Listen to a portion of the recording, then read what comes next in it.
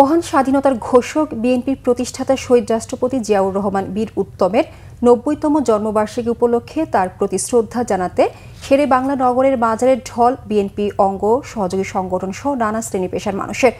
সকালে দলের স্থায়ী কমিটির সদস্য সহ দলের সিনিয়র নেতাদের নিয়ে শহীদ রাষ্ট্রপতি জিয়াউর রহমানের মাজারে ফুলেল শ্রদ্ধা জানান বিএনপি মহাসচিব মির্জা ফখরুল ইসলাম আলমগীর।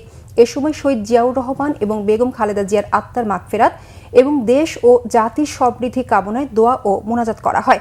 পরে সাংবাদিকদের বিএনপি মহাসচিব মির্জা ফখরুল ইসলাম আলমগীর বলেন, জিয়াউর রহমানের জন্মদিনে তার আদর্শকে প্রতিষ্ঠা করা এবং গণতন্ত্রকে প্রাতিষ্ঠানিক রূপ দিতে শপথ নিয়েছে বিএনপি।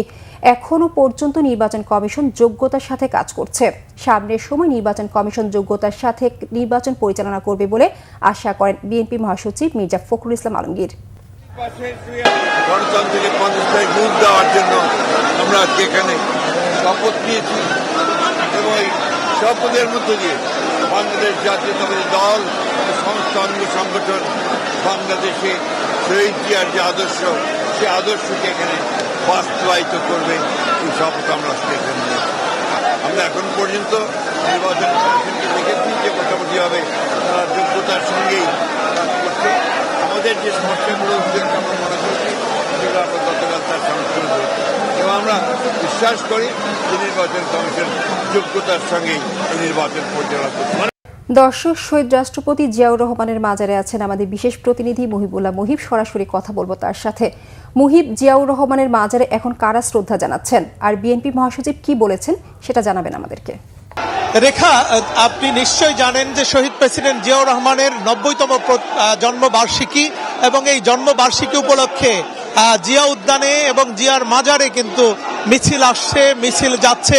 বিএনপি এবং তার অঙ্গ সহযোগী সংগঠনের বিভিন্ন পর্যায়ের নেতাকর্মীরা কিন্তু এখানে শ্রদ্ধা জানিয়েছেন।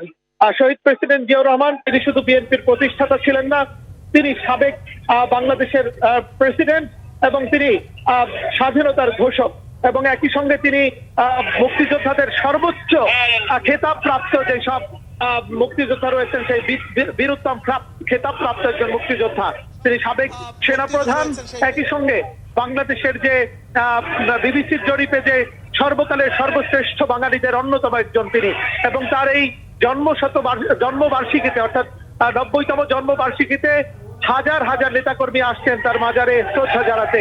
এবারের এই জন্মবার্ষিকী ভিন্ন একটি প্রেক্ষাপটে পালিত হচ্ছে, কারণ এবার অর্থাৎ বিএনপি চেয়ারপারসন বেগম খালেদা জিয়ার ইন্তেকালের পর এবারই প্রথম আর পালিত হচ্ছে জিয়াউর রহমানের জন্মবার্ষিকী পালিত হচ্ছে জিয়াউর রহমানের জন্মবার্ষিকী এবং বেগম খালেদা জিয়ার মৃত্যুতে যে নেতাকর্মীদের মধ্যে শোক, সেই শোককে শক্তিতে রূপান্তরিত করে